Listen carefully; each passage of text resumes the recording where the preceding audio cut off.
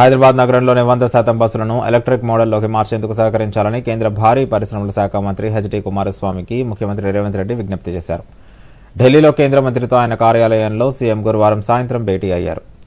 PM ఈ drive పథకం కింద జీసీసీ పద్ధతిలో బస్సులు కేటాయించాలని ఇప్పటికే రాష్ట్ర ప్రభుత్వం కేంద్ర ప్రభుత్వానికి ప్రతిపాదనలు పంపినట్లు కేంద్ర మంత్రికి సీఎం రేవంత్ రెడ్డి తెలియజేశారు. ప్రస్తుతం ఉన్న డీజిల్ బస్సులకు ఎలక్ట్రిక్ కిట్ అమర్చడం, రెట్రో ఫిట్మెంట్ పద్ధతిలో ఎలక్ట్రిక్ బస్సులుగా మార్చేందుకు అవకాశం ఉన్న విషయాన్ని కేంద్ర మంత్రి కుమారస్వామి దృష్టికి సీఎం రేవంత్ రెడ్డి తీసుకెళ్లారు.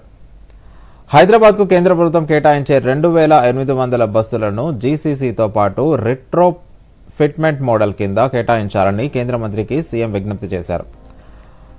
ముఖ్యమంత్రి వెంట రాష్ట్ర రవాణా శాఖ మంత్రి పొన్నం ప్రభాకర్, రాష్ట్ర మంత్రులు ఉత్తమ్ కుమార్ రెడ్డి, పొంగులేటి శ్రీనివాసరెడ్డి, నల్గొండ, మహబూబాబాద్ ఎంపీలు ఉన్నారు. కేంద్ర భారీ పరిశ్రమలు, ఉక్కు శాఖ సహాయ మంత్రి భూపతిరాజు శ్రీనివాసవర్మను కూడా ముఖ్యమంత్రి మర్యాదపూర్వకంగా కలిశారు. ఈ సందర్భంగా రాష్ట్రానికి సంబంధించి పలు అంశాలపై చర్చించారు.